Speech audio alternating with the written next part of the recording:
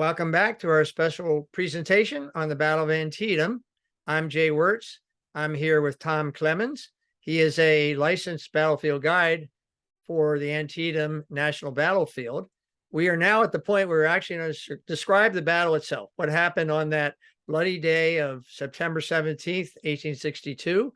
And Tom is going to take us through all of the events of the battle as it was set up by the forces of General Lee and the forces of General McClellan being poised in and around Antietam Creek outside of Sharpsburg, Maryland. Well, thank you, Jay. Now, on the evening of the 16th, McClellan has positioned Joe Hooker's First Army Corps across the upper bridge and essentially approaching the left flank of the Confederate Army, which is held by troops under Stonewall Jackson.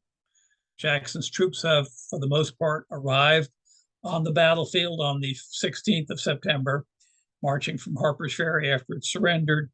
He has left behind A.P. Hill's division to essentially pack up all the supplies and other things at Harper's Ferry for all the prisoners. But the other divisions of Jackson's command are at Sharpsburg. Joe Hooker has crossed the creek on the evening of the 16th, and being Joe Hooker, starts to complain that his 10,000-man corps of the Army, First Army Corps, is the only troops on the same side of the creek with the whole rebel army, and he's afraid that they will gobble him up in the morning. And so McClellan will detach the 12th Corps under Joseph K.F. Mansfield to support Hooker, and they will cross the creek as well. So on the evening of the 16th, you have two Union forces, together about 17,000 men, give or take. On the left flank of the Confederate Army, you have Fitzjohn Porter's Union Army 5th Corps confronting the center of Lee's army at the bridge on the Shepherdstown Turnpike, which is opposite the high hill where the National Cemetery is today, but at that point in time was just a bare hilltop full of Confederate artillery, and David R. Jones's Confederate division and Evans's South Carolina Brigade. McClellan has also positioned the 9th Corps opposite the lower bridge to confront the Confederates there, and to deny access to the bridge, David R. Jones has sent a small contingent of about 500 men, mostly Georgians, to hold the bluff overlooking the bridge to prevent any passage there. So McClellan has distributed 1st, 12th, 9th Corps, and 5th Corps to block the main approaches. He is holding the 2nd Corps in position behind the 5th Corps in the center of his lines. Lee has put Longstreet's command essentially on his right from D.R. Jones at the Burnside Bridge all the way up to the center of the line, D.H. Hill holding the center, and the northern part of Lee's lines, his left flank, Jackson. There's actually a fairly significant skirmish on the evening of the 16th that will kill a Confederate lieutenant colonel and a Union colonel. It mostly serves to alert everybody that there's going to be a big battle in the morning. And so Lee's roughly 38,000 or so troops, and McClellan's roughly 72,000 troops. 6th Corps is not there yet. They're still over in Pleasant Valley. Are going to spend a very uneasy night, knowing that there will be a big battle in the morning. Those troops close to the Confederates, 1st and 12th Corps, are allowed to bivouac, but not to build fires. And it's raining lightly through the night. A very uncomfortable day and evening. And as predicted, as soon as it's daylight, Confederate and Union artillery will start trading shots on the north end of the field. The Confederates holding a bluff or a knoll on the very left flank that Jeb Stuart and his horse artillery are occupying, and they're going to be firing cannons at the Union troops under Joe Hooker, who are holding the Joseph Poffenberger farm area. They begin to trade cannon shots back and forth, and very shortly Hooker is going to send his troops essentially moving straight north to south from the Joseph Poffenberger farm, trying to get the high ground where the visitor center is today, what they call the Dunkard Church Plateau, that ridge opposite the Dunkard Church. Right now, in the morning of the 17th, is full of Confederate artillery supporting Jackson's command. Hooker is trying to get that and put his guns there. If he can succeed in that, he can take in the flank the rest of Lee's army and force them to fall back. And not just fall back, but Lee's only exit from Sharpsburg is that ford at Shepherdstown, which has high bluffs on both sides of it. And if he tries to cross his army there while he's being actively pursued, his army could be slaughtered. So this is a big gamble for Lee, as we talked about in the earlier program. Now, Hooker's troops will quickly emerge from the Joseph Poffenberger woods and swing southward, confronting troops of Lawton's division. I know Lawton is not a household name to most of you. This was a division that had been commanded by one of Lee's trusted subordinates, Richard Ewell. But Ewell was wounded at Second Manassas, and so Alexander Lawton of Georgia has taken command of the division, and he has troops essentially in a line about 150 to 200 yards south of the only real cover in that open ground between the Poffenberger Woods and the Dunkard Church Plateau, which is a roughly 30-acre field of corn owned by David R. Miller. And as the troops go through that cornfield and emerge on the other side, they're going to be confronted by Lawton's men, and a firefight will begin that will last on this part of the field for about 3 hours of continuous troops coming in. Hooker's corps is engaged. He's going to send 2 divisions side by side, southward, Ricketts and Doubleday, supported by Meade, with the Pennsylvania reserves behind.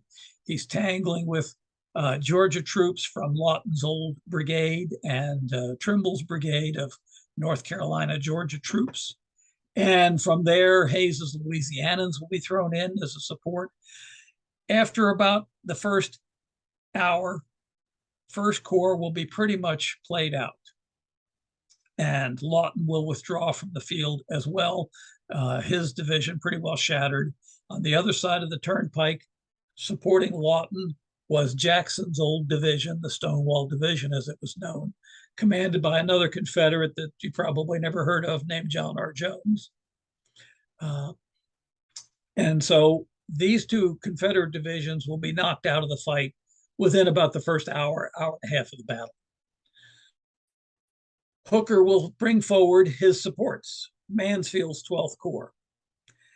Now, Mansfield's 12th Corps has 3 big strikes against it. Number one, it's a small corps, only 2 divisions, about 7,500 men. This had been Nathaniel Banks's command, which had gotten beaten up in the Shenandoah Valley and at Cedar Mountain pretty badly. So they are low on troops. Banks has been ill. He has stayed in Washington. Mansfield has been placed in command. He is an old regular Army officer of many years, but he has never commanded troops in battle, and now he's commanding a corps. That's strike 1. Strike 2. Because of the lack of manpower in this corps, 5 of the brand new, recently recruited regiments are placed into the 12th Corps. Literally, those 5 regiments comprise over half of the manpower in that corps. 4,500 men out of 7,500. Guys who had been in the Army 2 months or less, some of them as little as 3 weeks.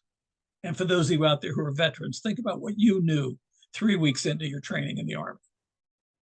This is a disaster. Strike 2. Strike 3. With no electronic communication, a corps commander has to be able to maneuver his men.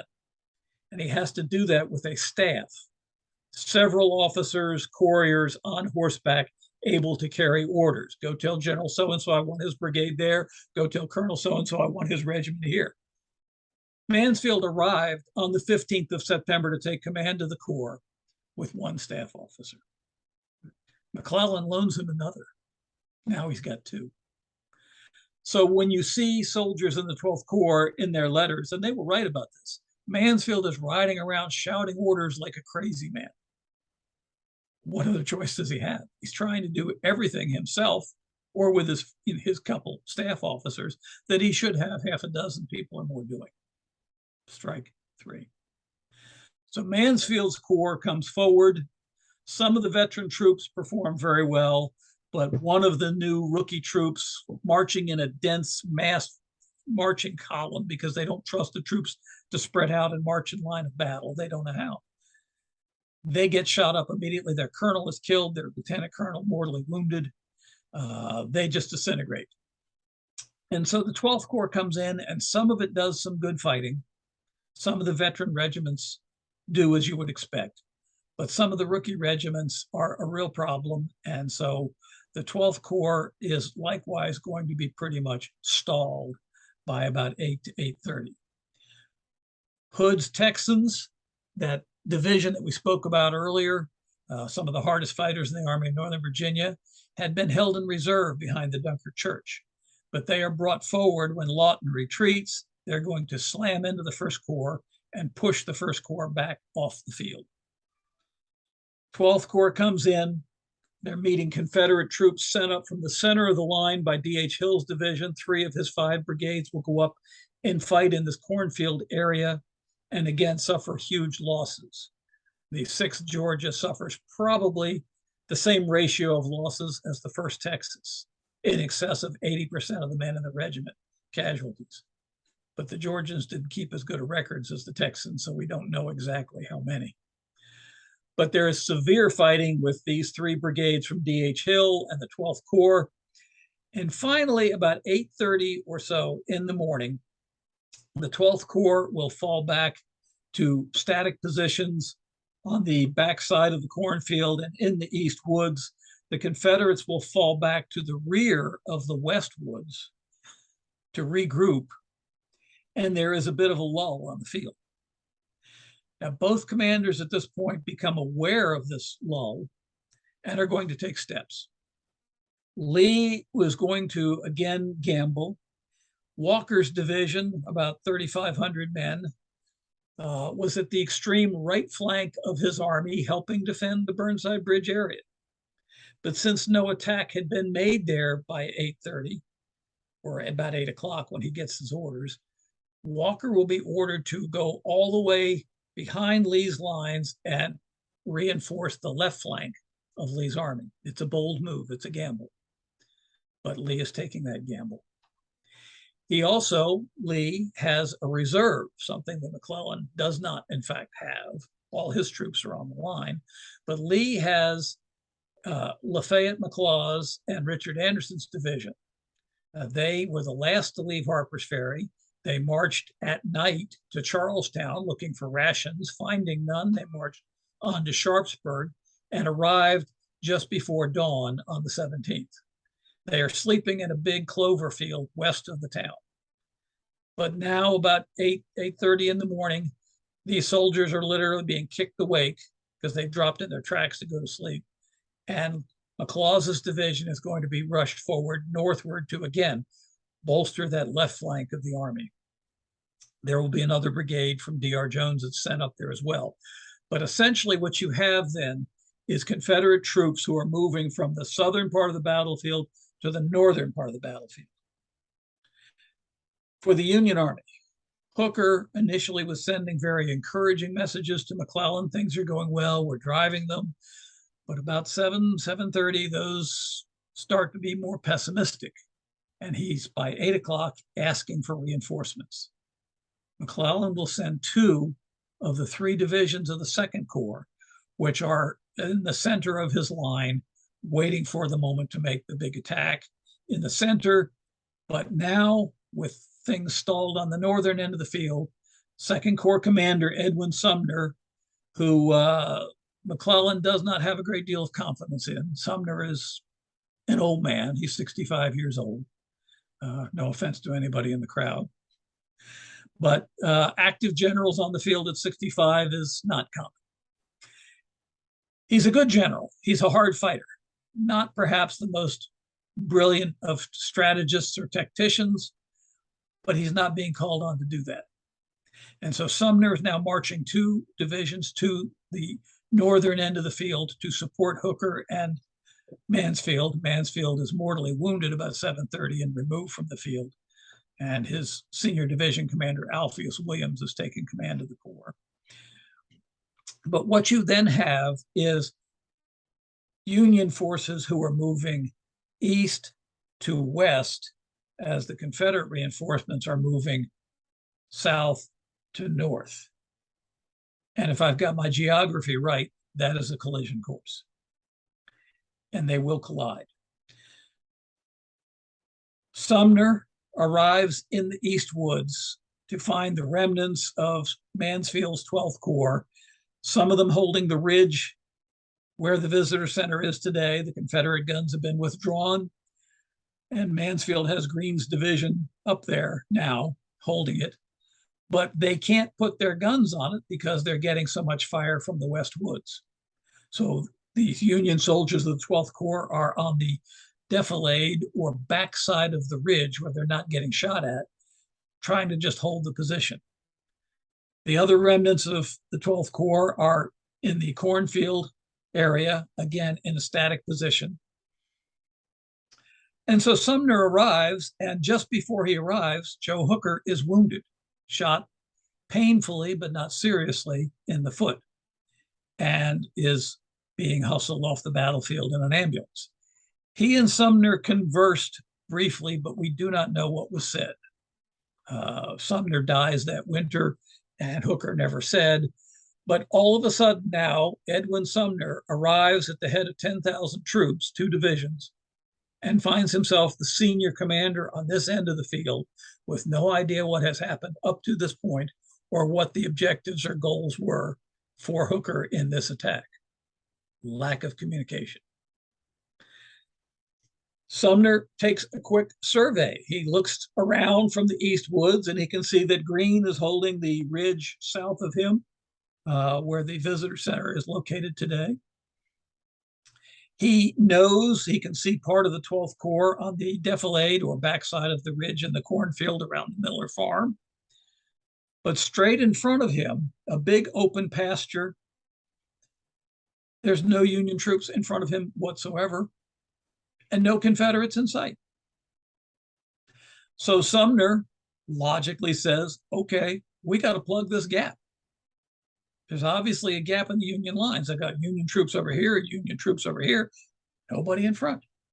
So he's going to line up Sedgwick's division of the 2nd Corps, roughly 5,000 men in 3 brigades, and stretch them out in a brigade front line, which is a 1/4 mile wide, and march these 3 lines about 150 yards apart forward across the pasture south of the cornfield and into the West Woods. A very strong formation, particularly if they meet anybody head on. You've got that whole front brigade can deliver their fire, and if they become essentially casualty inefficient, the next line can move up to take their place, and so on. But as they go into the West Woods and get beyond it, those Confederates coming south to north are going to pile into the flank of Sedgwick's division. Not the front, where he's very strong, but the flank, where he has essentially 6 guys, the 2 end men of each of those 3 lines, that can actually turn at a right angle and fire at the enemy approaching them. Everybody else would have to wheel that 1/4 mile wide line to confront this enemy that's coming in on the flank. And they are getting front fire at the same time from the remnants of Jackson's division and from artillery on Hauser's Ridge west of the West Woods. So to put this in quick summary then, Sedgwick's division marches into the West Woods, 5,000 men strong. They're hit with a counterattack of a brigade from D.R. Jones's division, McLaws's division coming in on their flank, and a little bit later on, Walker's division piling on as well. In less than 20 minutes, of those 5,000 men, over 2,200 will become casualties, and the survivors literally running for their lives out of the West Woods in the only direction that they're not getting fire from, northward. The West Woods disaster as an entire division is pretty much rendered combat ineffective in 20 minutes. Now, Sumner was riding with Sedgwick in the second line, in front of the second line, behind the first line, and sees this firsthand, sees it developing, turns to some of his men and shouts, "Back, boys, back. We're in a bad fix." But how do you back up 5,000 men at one time?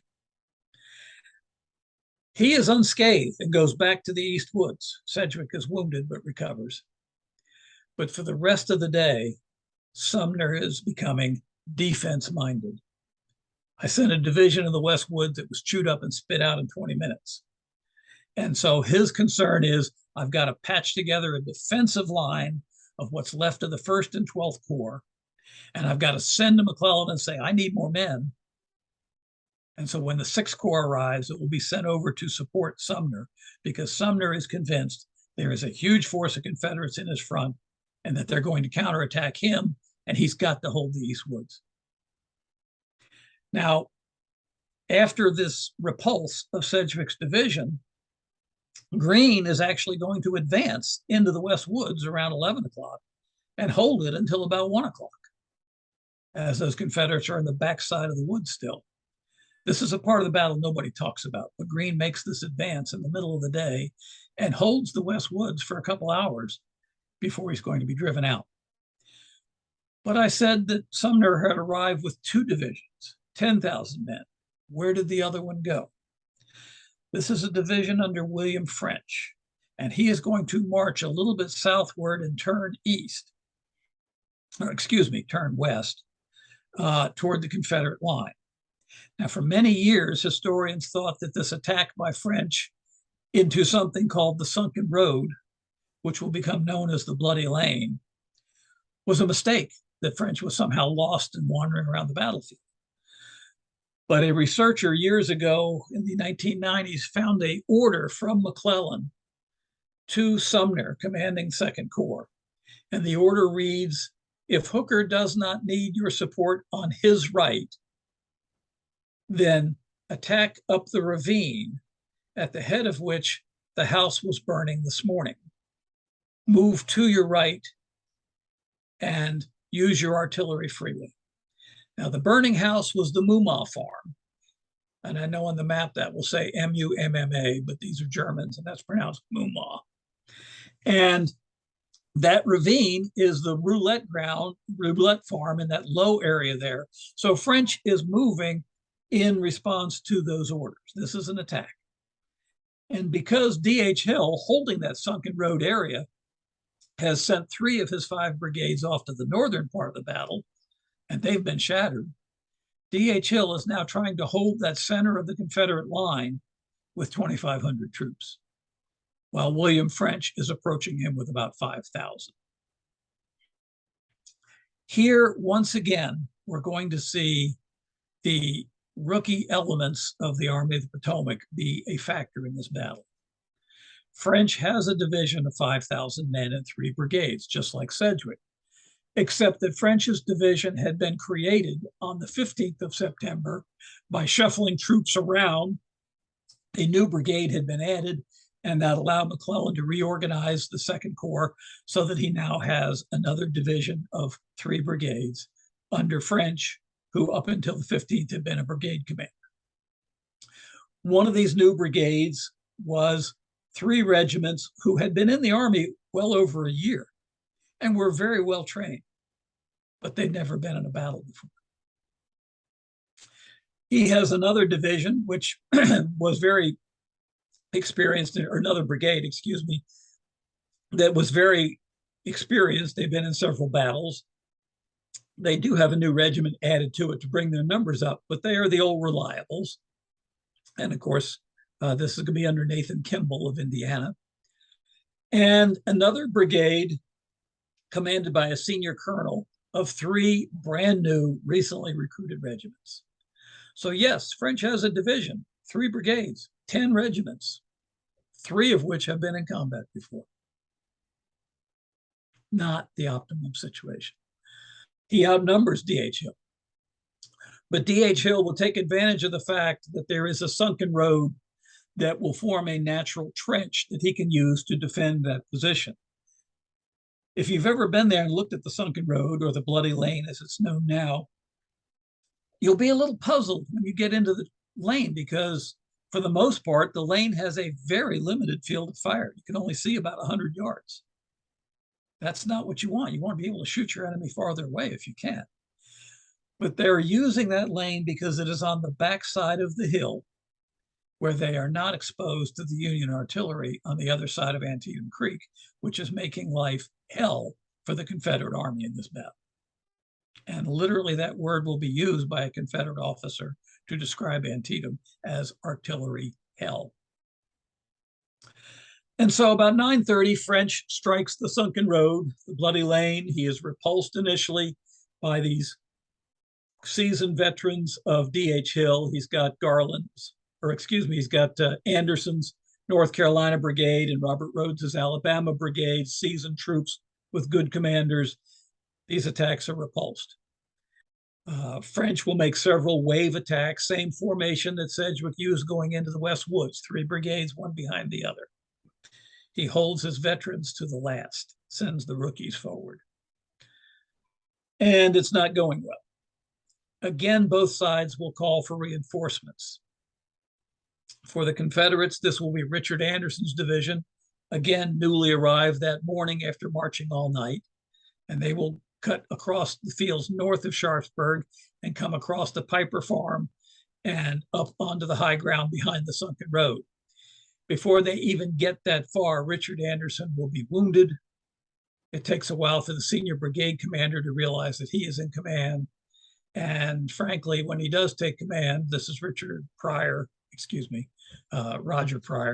of Petersburg, Virginia, before the war, a newspaper editor. Takes him a while to realize he's in command, and once he's in command, he doesn't really do much. And so these roughly 3,500 Confederates reinforcing D.H. Hill's 2,500 will help stem the tide. Meanwhile, you're going to see Richardson's division of the Second Corps come forward. Israel Richardson, combat tested, very effective division. He is a good leader. One of his brigades is the famous Irish Brigade, recruited from New York City, of Irish immigrants and sons of Irish immigrants. They're going to come forward and be able to extend their lines southward enough to ultimately flank the Confederates in the sunken road. And so at around noon, the sunken road position will collapse. The remnants of D.H. Hill's troops with Richardson's troops will fall back to the Hagerstown Turnpike, where there is a very effective stone wall, and they will dig in there with artillery on the ridge behind them. And so the Confederate center has been threatened, but not breached. For the Union forces, there is going to be a leadership vacuum. By noon, French's division has been fighting for 2.5 hours. They're mostly rookies. They're played out.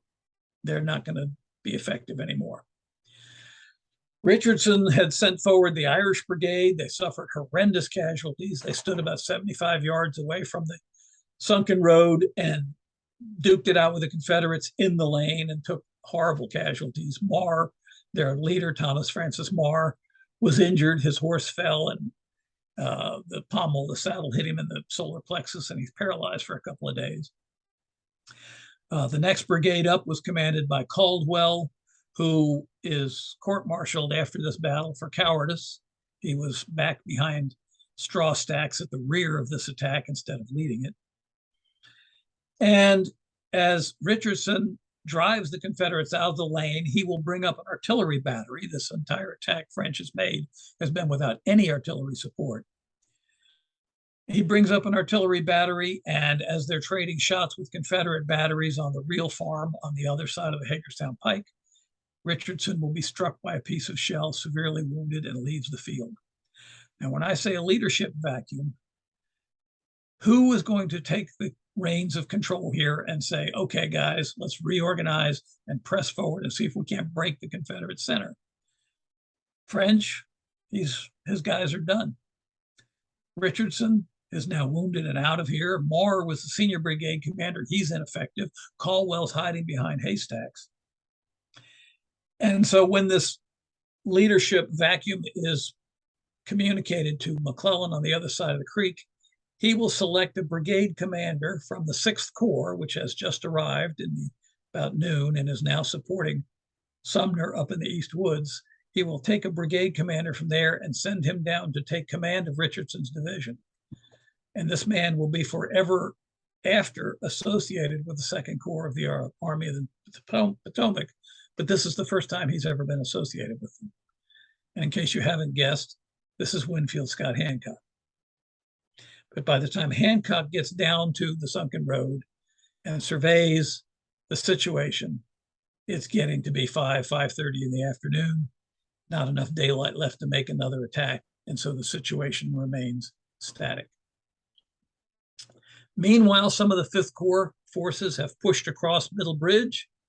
Some of the Sykes's U.S. regular troops are at the base of the ridge where the Confederates have been defending this position since the 15th.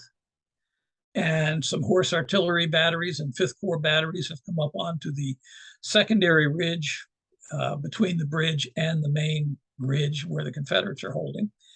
And there was talk of making an assault there, but it would be a direct assault uphill, bringing troops across a narrow bridge where they would have to march in column.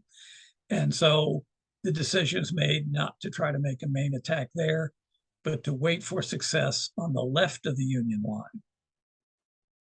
Now, the left of the Union line, the 9th Army Corps, is again experiencing command problems. And this seems to be, as Jay pointed out in the earlier part of this segment, a epidemic in the Union Army.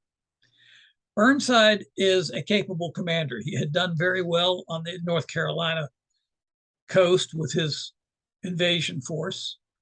He and McClellan are old friends.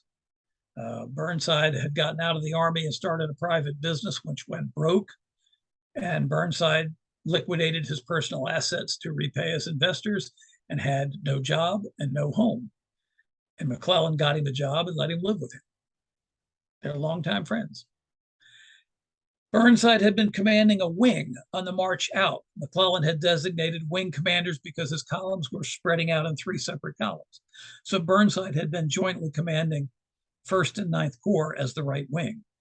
McClellan disbanded the wing formation of the right wing on the morning of the 15th. As a matter of practicality, the 2 corps were now separated by well over a mile, and perhaps at the urging of Hooker, who didn't like being under anybody else's command whenever possible. But now that left Burnside in an awkward position. He's a wing commander without a wing. McClellan did not directly order him to retake control of the 9th Corps. The person who had been commanding the 9th Corps, as Jay pointed out, Jesse Reno, was killed at South Mountain. But Burnside will see stepping back into command of 9th Corps as a demotion. And so instead, he orders the senior division commander of the 9th Corps, the newly arrived Jacob Cox, to take command of the 9th Corps. Cox had been fighting out in Western Virginia, no big battles, was a law student before the war and had dabbled in going into the ministry as well. He's a good commander, but a corps commander, that's a step up.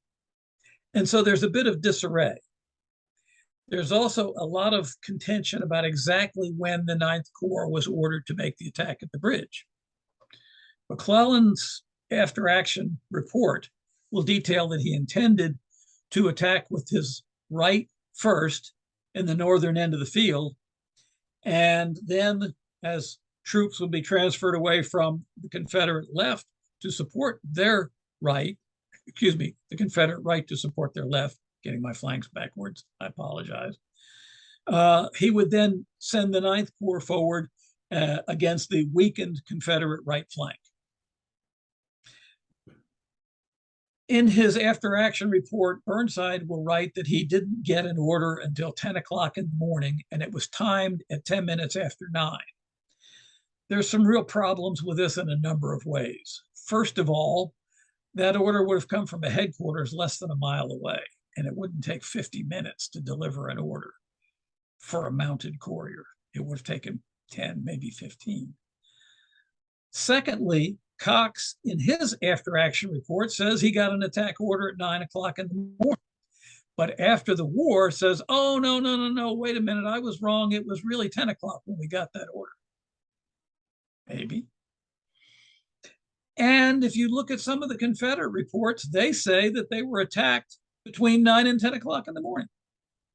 So we don't know precisely when this attack was made or what caused it. Two of McClellan's staff officers will write letters to McClellan after the war saying that they carried orders for him to attack well before the 9/10 order. But Burnside will deny he ever got an order earlier than 9/10. We don't know. Point is, the 9th Corps attack has a difficult position. If you've ever been to Burnside Bridge and you have any military training at all, the first thing that's going to come to your mind is there is no real good avenue of approach. The only way to the bridge is along the side of a creek in an open meadow for over half a mile, with on the other side of the creek a wooded ridge full of Confederate riflemen. There's also a very steep hill directly opposite the bridge that is too steep to be descended in any battle formation by Union troops. So to attack the bridge, you have to get there, and getting there is the problem. Then when you get there, the bridge can only accommodate maybe 5 men wide going across it at any given time. And as long as you've got enough guys on the bluff opposite the bridge to fire at those 5 men, nobody's crossing the bridge. Until you see the position, it makes no sense why 500 Georgians can hold off 12,000 soldiers in the 9th Corps. But go and look at the terrain. It makes all the difference in the world. You just can't get there. Now, if that's the case, how do you take the bridge?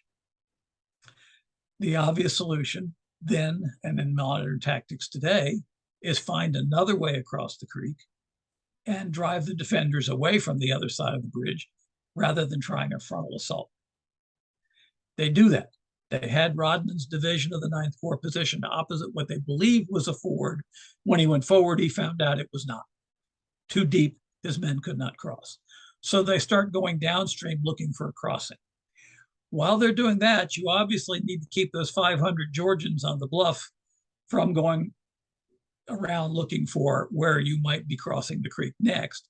So they make some desultory attacks against the bridge, not necessarily with the hopes that it was going to be taken, but at least to pin down the guys on the hill so they don't start looking around at the force that's going to flank them. And so we'll see a couple of attacks against the bridge that are hurled back. If this started at 10 o'clock, as Burnside says, by 1 o'clock, the scales are starting to become more balanced. Of those 500 Confederates, about 120 are wounded. The rest of them are running out of ammunition. Their guns are getting fouled. The black powder leaves carbon in the barrel. It's harder to load the bullets. And so instead of 3 shots a minute, you're getting off 1. 1 o'clock, there's a lot less firepower off that hill than there was at 10 o'clock. 2 Union regiments, the 51st New York, 51st Pennsylvania, will make a dash for the bridge a little before 1 o'clock. And the 51st Pennsylvania will get to that stone wall north of the bridge. The New Yorkers stand behind the rail fence south of the bridge. They'll trade shots back and forth for, 15, 20 minutes, and then they'll make a dash for the bridge. And of course, for the rest of their lives, they will pat themselves on the back and say, we stormed the heights and carried the bridge when nobody else could. But the reality was at 1 o'clock, Rodman's division had gone downstream with elements of Cox's old Ohio division. They had found a crossing, and they're coming up on the flank and rear of those 500 defenders. And those 500 defenders had orders to essentially hold the bridge as long as possible, but to fall back if they were in danger of being overwhelmed. That is exactly what they do. It is an orderly withdrawal for the most part. And in fact, the 12th Ohio, one of Cox's regiments, appears on their flank just as the 251st are gathering to storm across the bridge. So if there's any hero of taking the bridge, it's as much the 12th Ohio as it is the New York and Pennsylvania regiments. But the reality is that they're withdrawn. Now you've got the bridge. It's 1 o'clock in the afternoon. You've got 5 hours of daylight, roughly. All you got to do is get the Ninth Corps across the bridge. D.R. Jones, David R. Jones, troops holding everything south of the turnpike. 90% of Lee's army is north of the turnpike. All you've got is David R. Jones and 2,500 men down there to hold back 11,000 troops in the Ninth Corps. But getting 11,000 troops across the bridge and lined up to make a strong, orderly attack takes time. It takes 2 hours. We see people talk about, oh, the fatal delay if only Burnside had attacked. But you've got to get those guys across the bridge or across the ford. It takes time. Then you've got to pull back Sturgis's division, who's been doing most of the fighting, take them to the rear, resupply them with ammo, put fresh divisions up to take the lead, bring some artillery up. And so this attack doesn't get started until a little after 3 o'clock. I don't know that any commander could have attacked any faster. It's just the logistics of moving the troops. But that 2 hours makes a difference because that morning, Lee had ordered A.P. Hill, still at Harper's Ferry, to bring his division, biggest and arguably the best in Lee's army, to Sharpsburg. And they are marching 15 miles and having to ford the Potomac River. And so as this attack gets rolling, and literally the Ninth Corps attack is an attack that is on the scale of Pickett's charge at Gettysburg. It is nearly 10,000 men moving forward in a line that is over half a mile, nearly a mile wide, over much more difficult terrain than the gentle rolling slopes of Gettysburg. You don't hear about it much, but it is just as big an attack. And defending it is the remnants of D.R. Jones's division and any spare musket and cannon that Lee can scrape up on the northern end of the field. He is sending down there, trying to delay this assault, hoping that A.P. Hill will get there in time. Now, they're making progress. They're pushing the Confederates back. You've got essentially Wilcox's division straddling the road from the bridge to Sharpsburg, pushing the Confederates back through the mill and into the edge of town. You've got Rodman's division pushing over the open ground south of that road. Again, very hilly, very steep hills. The Confederates are making ridgetop to ridgetop to ridgetop fighting retreat. But this Union attack is getting near the crest of the hill. And if they can get to the road that runs from Sharpsburg down to Harper's Ferry, what they called the Iron Works Road at that time because of the iron furnace at the mouth of the Antietam, if the Federals can get to that road and hold it, they can cut off Lee's retreat to the river. They could surround him in that bend of the Potomac and force him to surrender, and this might be the end of the Confederacy. But on the left flank of that Union attack is the 16th Connecticut Infantry, mustered into Federal service on August 25th in Hartford, Connecticut. They got on a train and went to Washington, got issued their rifles, put into the Ninth Corps, marched out to Antietam. They have never drilled. They may have fired their muskets once. And they are the left flank of this attack, more or less. And as A.P. Hill arrives, he sees an advantage in the terrain that he's going to send a brigade behind a ridge south of this left flank. And Maxcy Gregg's South Carolina Brigade will come up on the left flank of the 16th Connecticut. Now, the 16th Connecticut rookies are in a 40-acre cornfield on the Sherrick farm, and they're laying down. the rest of their brigade has advanced up to the crest of the ridge, and they're fighting with the Confederates along the Harper's Ferry Road. 16th Connecticut is stalled. Rodman, the division commander, realizes that this has happened, starts to ride over to bring them up when he is wounded and will die shortly after.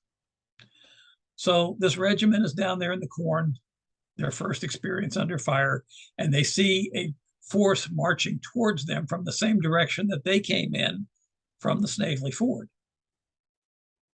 And because of the confusion, the smoke, some of Hill's men have evidently appropriated Union jackets from their storehouses at Harper's Ferry. The 16th Connecticut think that this is more reinforcements for them and allow Maxcy Gregg's brigade to approach within 75 yards of their left flank when the Confederates stop and deliver a volley. And the 16th Connecticut literally disintegrates. Those that aren't shot down pretty much run for their lives. That in itself isn't that big a deal.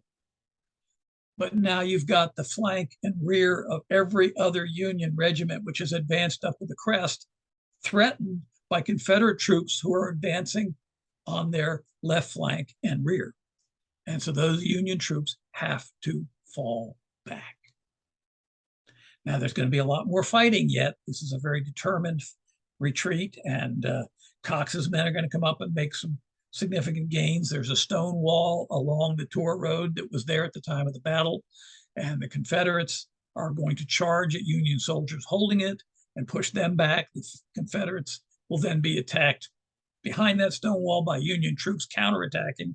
It's going to go on until about 5:30 and so in the afternoon, seesawing back and forth. And one of A.P. Hill's brigade commanders, Lawrence O'Brien Branch, will be killed down there along that stone wall.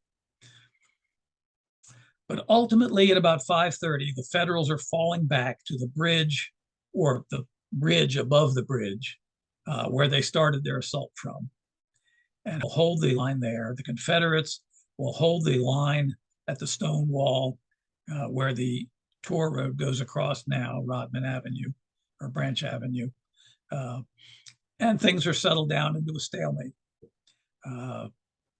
By about 6:30, it is getting dark, because in September of 1862, there's no daylight savings time.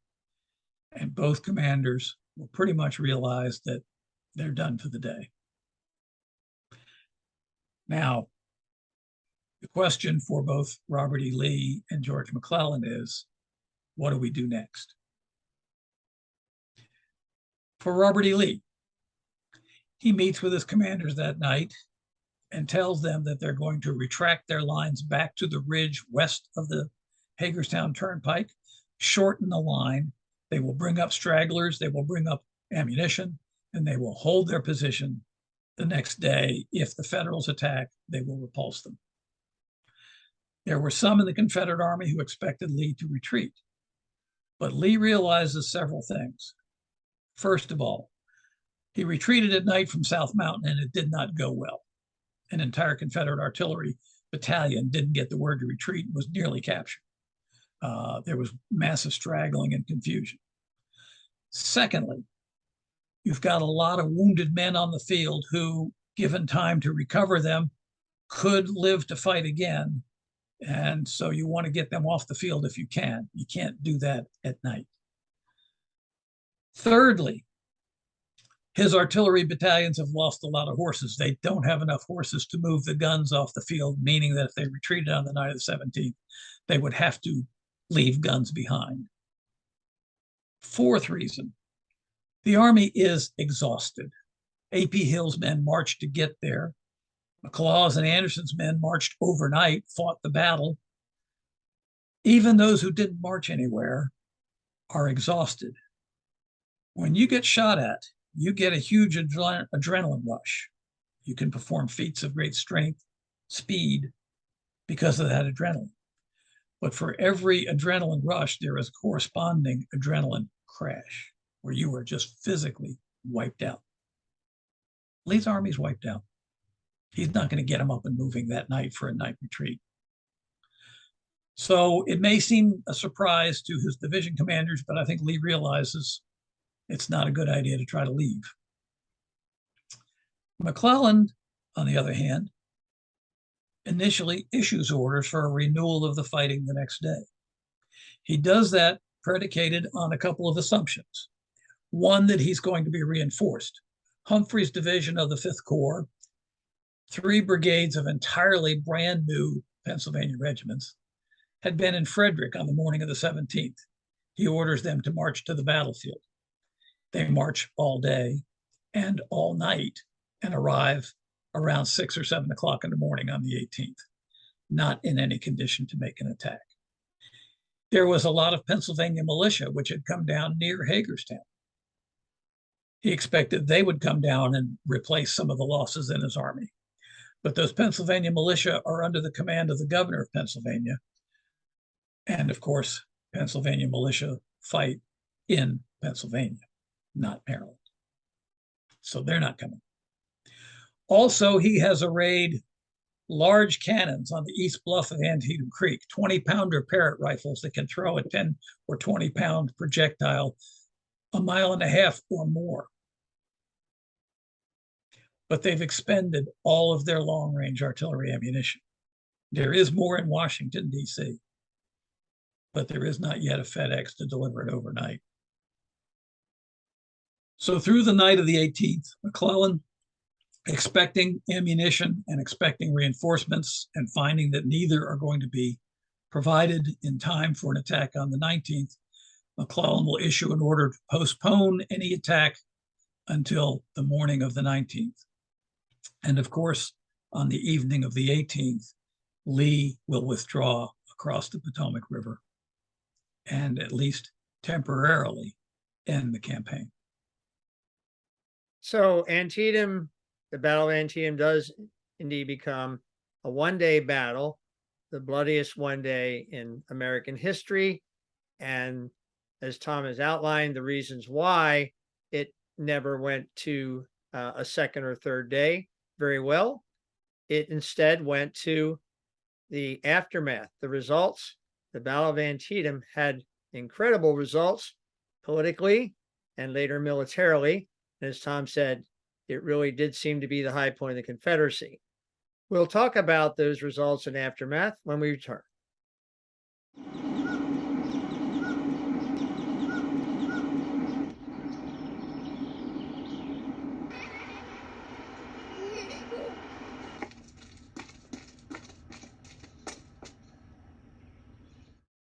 So this monumental clash, which had so many parts across a wide range of terrains in this area along Antietam Creek, had a number of implications that went beyond just the tactical winners and losers of the battle, which is really up in the air who actually tactically won the battle or lost the battle. Tom, why don't you tell us some of the long range winners and losers and events and people that came out of the battle? Well, I think, first of all, we have to talk about the human costs, which were significant.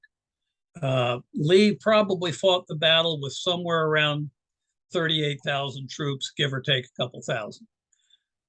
He suffered over 10,000 casualties, roughly 10,700 and some, more than 25% of his army, the highest casualties inflicted on his army percentage-wise of any battle in the war. That's significant. And I think is a big factor in why he leaves Sharpsburg, is just the manpower. For McClellan, he has engaged almost all of the army, even 6th Corps, which was holding the line in the East Woods, lost 400 men as some of their troops were engaged in the battle. But McClellan's overall losses are about 12,500 out of the roughly 56, 60,000 that he engaged. So a little less than 25%, but close. Altogether, and it's an arbitrary number that, we can argue forever, but 23,110 casualties are the official numbers. Of that, about 3,600 to maybe 4,000 are killed outright. A huge number of wounded. And for Lee, of course, He realizes that his road to Hagerstown is now blocked. He can't go that way that he had hoped to.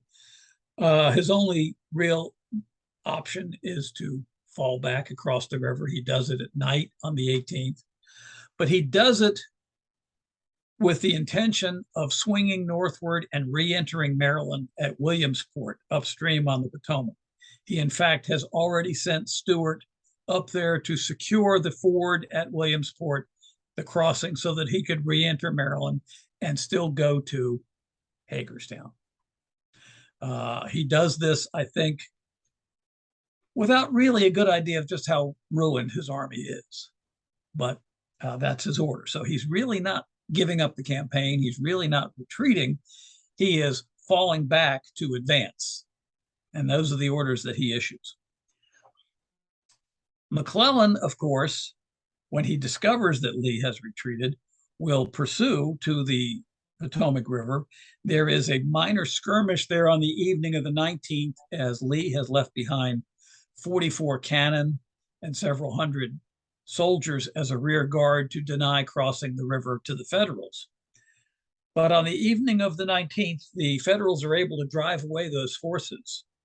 And then on the next day, they make a reconnaissance in force across the river to try to strike Lee's army in retreat.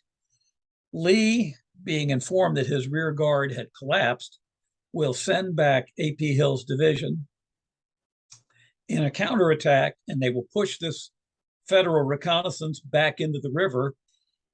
It is a very small battle, maybe 300 and some casualties on each side. But the important part of the fight at Shepherdstown Ford was that for the first time, Lee recognizes how ruined his army is and that he has to go back and rest and recuperate.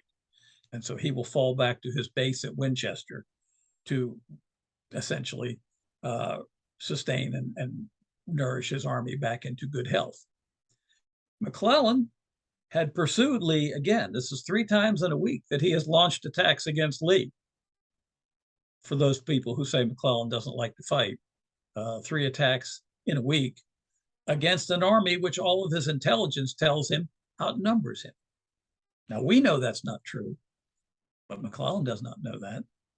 So I think it's an unusually aggressive move from McClellan.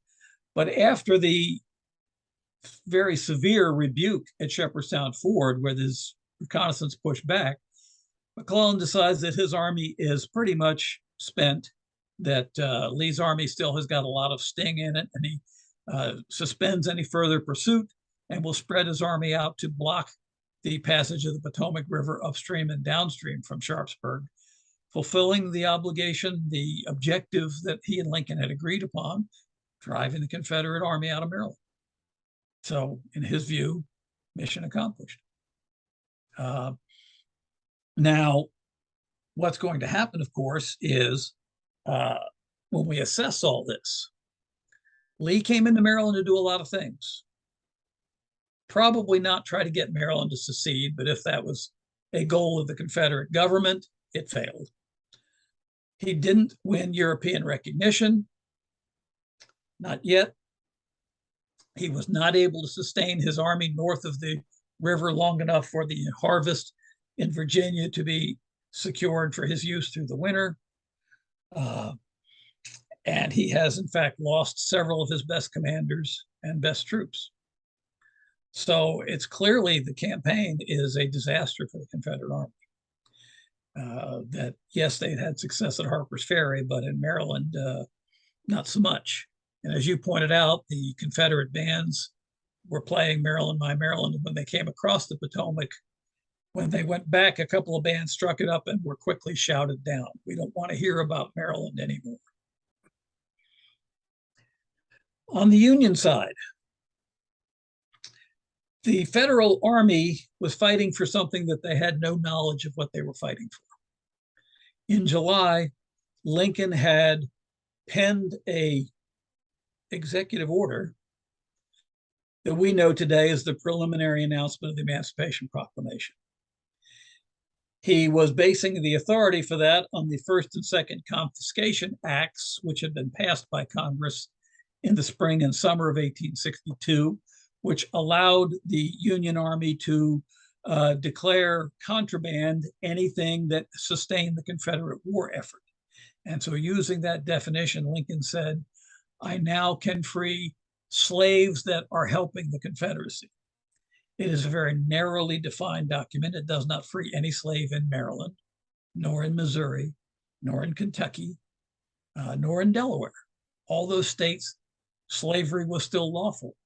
And Lincoln did not have the constitutional authority to free those slaves because they weren't helping the Confederacy. They weren't contraband. In essence, we could look at this and say, Lincoln is freeing Jeff Davis's slaves, not his own. Okay, yeah, that's probably a correct assessment, but he's doing all that he's constitutionally able to do. But what makes this a big deal is the preliminary announcement came with a carrot and a stick. If the Southern states will give up the war and come back into the Union, they can keep their slaves. If they cannot give up their slaves and come back by January 1st, then their slaves are going to be confiscated. Their slaves are gone. So did Lincoln really expect that any of these Southerners would give up the war and come back just to keep their slaves? Probably not.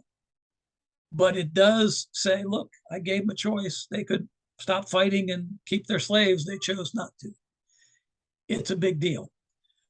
But for the soldiers in the ranks, they've been fighting to preserve the Union. And now, wherever a Union army marches in the South, freedom follows. Slaves will be freed. And that's going to be a big deal. Some of the Union Army embraced this mission. Some Union Army soldiers don't like it a bit. There's as much prejudice against Black people in the North as there was in the South. And so you'll see a lot of grumbling, but it is an irrevocable step that puts us on the path to the 13th Amendment to abolish slavery. It's a big deal. And Lincoln is initially elated by the success of McClellan that he will issue this document on the heels of a victory. He wanted to issue it earlier, and Seward had persuaded him that it was the bad political move to do it when they weren't winning battles. Antietam was a victory, and he issues it for that reason, even if that victory is really made possible by Shepherdstown Ford and not Antietam. But it is a big deal. It is a huge turning point in the war. McClellan, as I say, will be defensive-minded for a while, partly to rebuild and sustain his army. What we will find, and there's a good book that just came out on this recently by a fellow named Steve Cowie about the aftermath of the battle in Sharpsburg. And the title is called When Hell Came to Sharpsburg. You've got the two armies combined, over 100,000 people centered around a little village of a few hundred people. Neither army has brought enough rations to feed their men. And a Union Army supply wagon won't reach the Army of the Potomac until September 21st, 4 days after the battle. And so both armies are literally stripping every farm, every household, every cellar, every smokehouse of anything edible just to stay alive, to eat. And so the first thing McClellan's got to do is he's got to create a logistical system that can support an army that's literally the same population as Washington, D.C., out in rural Western Maryland without a railroad connection. The nearest railroads are Harper's Ferry or Hagerstown.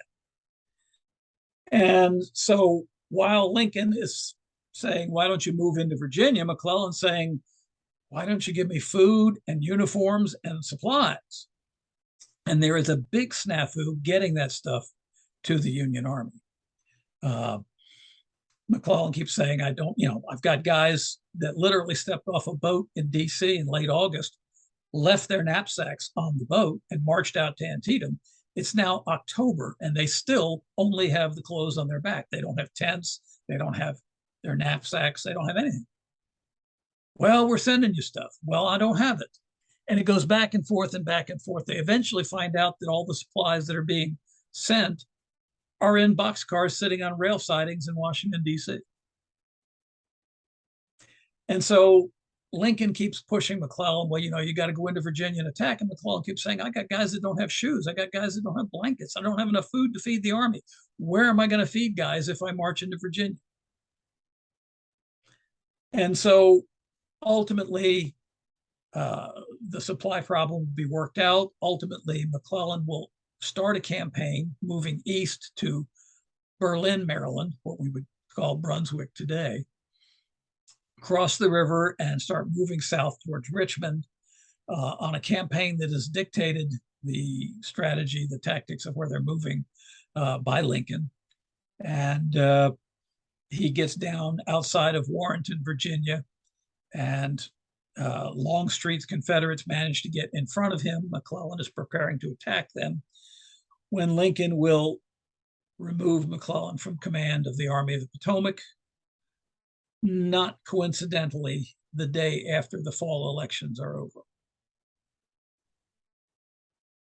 Never neglect the politics.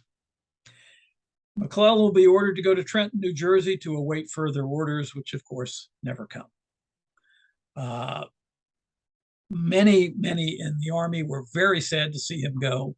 There were threats of riots, of soldiers threatening to march on Washington to reinstall McClellan, which he tamped down and said, no, not going to do that.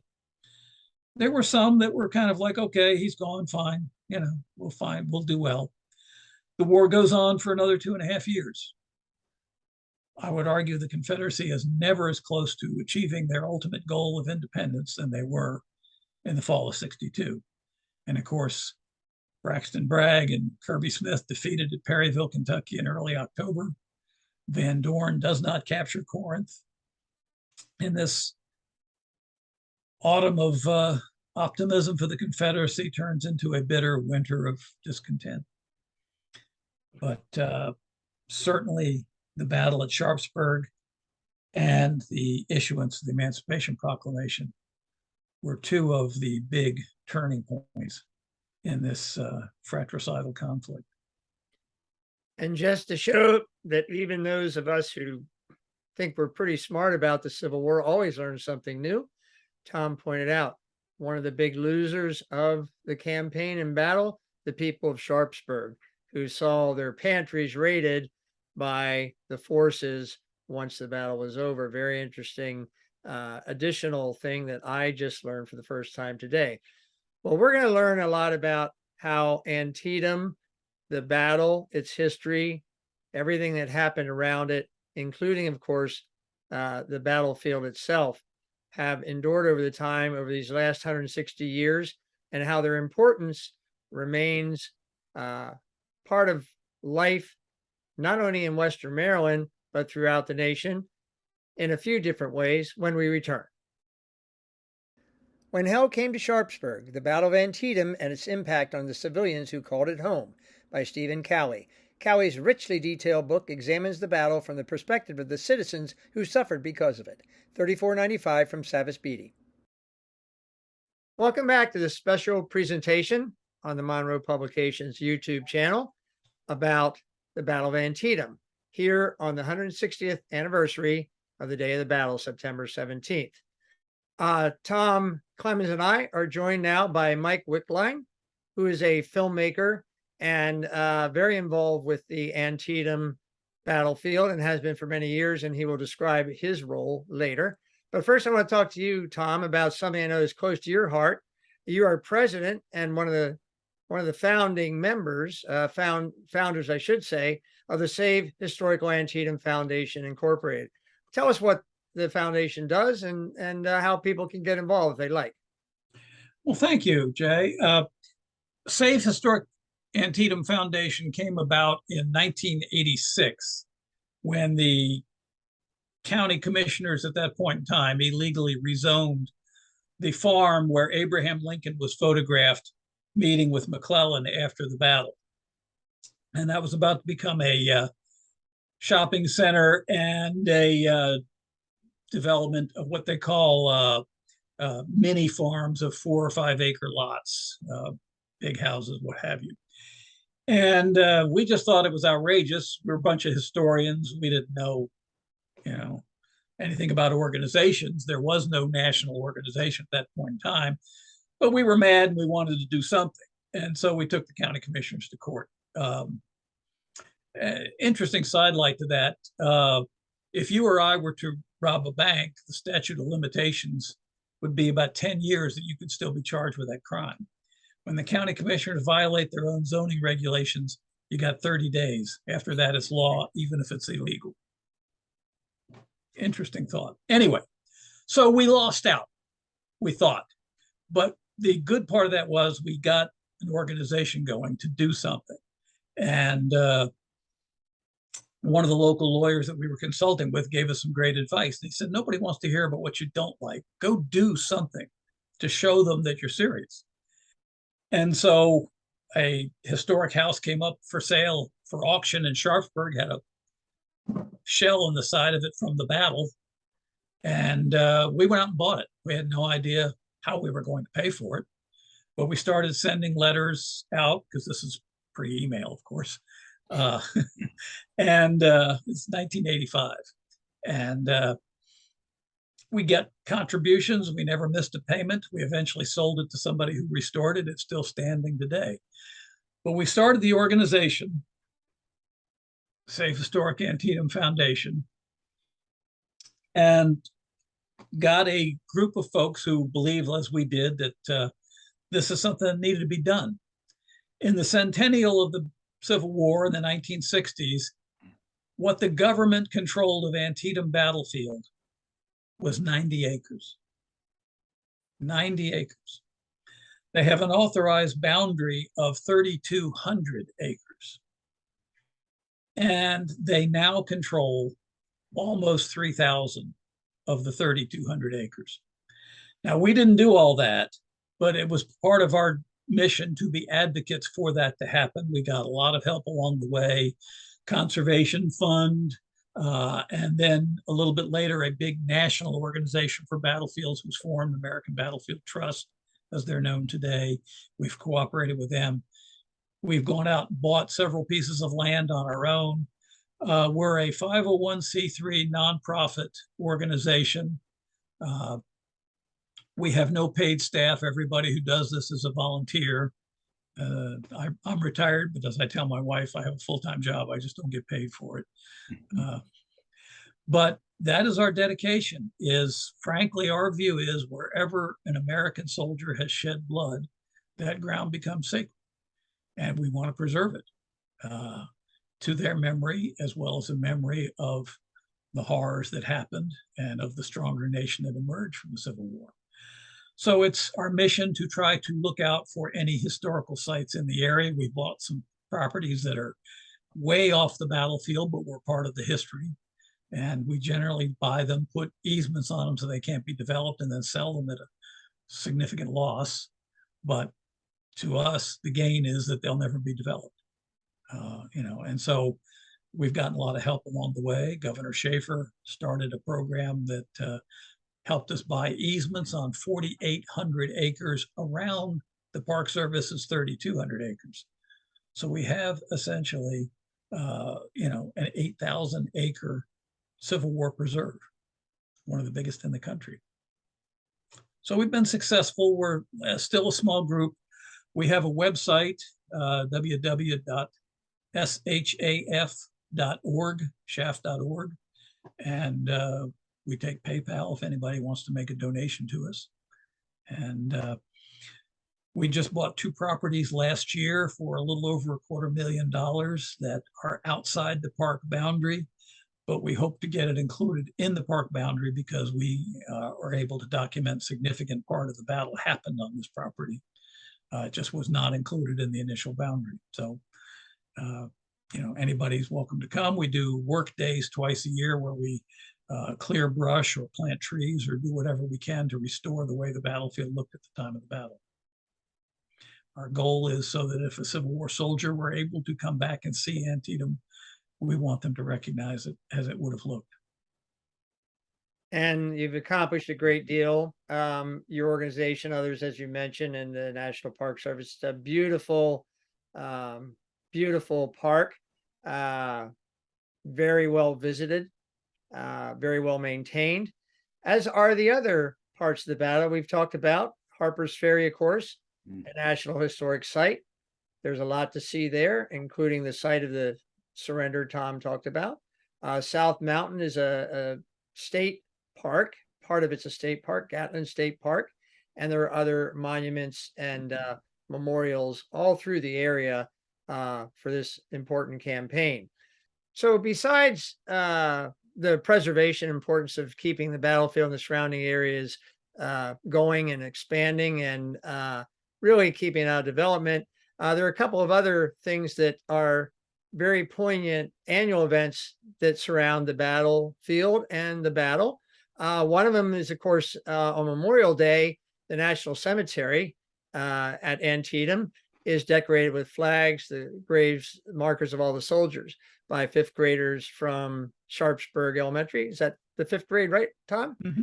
And also another project going on for some 32, 33 years and has really gained national attention. Well, Mike Wickline and I met in 1987 when we were both covering the 125th anniversary of the battle, and they had a reenactment.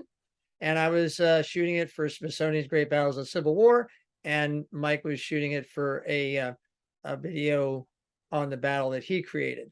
So since then, not only have we been great friends and colleagues on occasional other projects, but Mike, being in the area, remaining in Maryland, has also been a great steward of all things Antietam and Civil War in the area. And he teamed up with another organization that decided to do a very special project. Mike, please tell us about that project. Sure, Jay. And first, thanks. It's a real honor to be with the two of you. You guys are two of my favorite Civil War people, and I know more than a few Civil War people. So it's always been a pleasure working with both of you. Besides the 125th Antietam, Jay and I shot a lot of film for his Great Battles of the Civil War series at a number of different Civil War reenactments.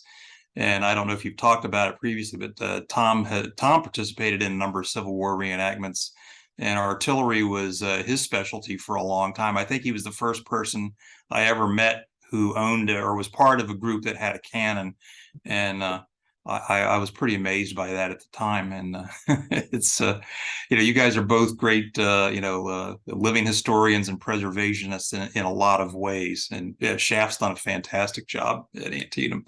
With that, so the thing that I got involved with, there's an illumination at Antietam that was the brainchild of Georgine Charles, and this goes back about 33, 34 years when she came up with this idea, and it was to do 23,110 luminaries across a large part of the battlefield.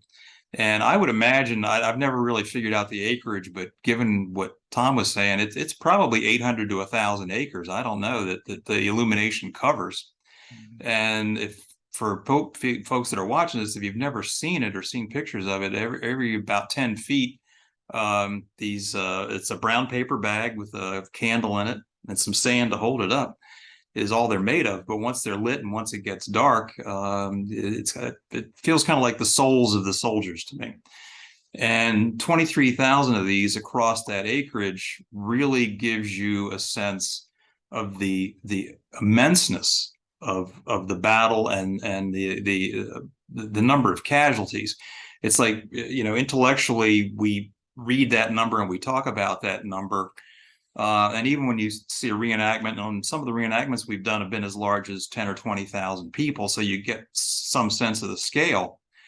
But the illumination was really the first time that I really had an emotional sense for what 23,110 meant.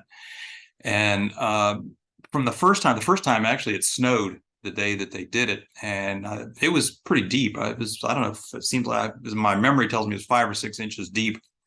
And but they still went ahead with the thing. and had candles across the battlefield. And that image, especially with the snowfall, I mean, the glow coming off of it, it was very emotional that night. And then you drive through the battlefield and get a sense of this. And my first impression was it just goes on and on and on. And you just felt like you were never going to come to the end of it. So over the years, we've documented it. They get about 1,300 or so volunteers that come back every year. And some of the people who started out in the early days were Boy Scouts, who were young people. And at this point, they're now scout leaders. And so they run some of the groups. And a lot of these are Boy Scouts or school groups. Some of them are reenactor organizations that come back. And there's about 50 organizations that do this every year. And it's the first Saturday in December. So yeah, the weather has been anywhere from 60 or 70 degrees to freezing. And it's happened most years. It's been postponed a couple of times because of rain. And, COVID, they had to not do it the one year during COVID. But it will be back. So for anyone who hasn't seen it, if you're going to be in the Sharpsburg area in early December, it's worth the trip, really. It gives you a whole different, from any of the books, I mean, from the work that Tom does, the work that Jay does, the video work that I've done of the reenactments, all give you different pieces of the puzzle, and can tell you different things and inform you. But I think the illumination is probably the most emotional connection. I mean, I call it a large scale art project because I think that's really what it is. In feeling the size of that battle and the size of the loss around that battle. That's great, Mike. And I do want to mention that all of this information mentioned by Tom, the dates of the illumination mentioned by Mike, and other information, other resources, books, videos, and so on, we're going to list on a separate bit of our social media outreach from Monroe Publications, and also on our website. So to give you an idea of the follow-up to this video, how you can get more information. We hope that you can visit the battlefield. We hope that you'll appreciate the preservation efforts of mine, the efforts of the Illumination Committee, and all the work that's done to put that event on. And also I want to thank Monroe Publications and Master Vision Incorporated for enabling us to provide these video clips for this YouTube presentation. If you're interested in acquiring your own DVD copy of Smithsonian's Great Battles of the Civil War, you can go to www.monroepublications.com. The other websites and the other events and books mentioned, again, we will list on our social media platforms. So if you want to get further into the things we talked about today, we'd invite you to do so. My thanks to Dr. Thomas G. Clemens. My thanks to filmmaker Mike Wickline. And for all of us at Monroe Publications, we hope you enjoyed this YouTube presentation. Please send us your feedback, and we will see you next time.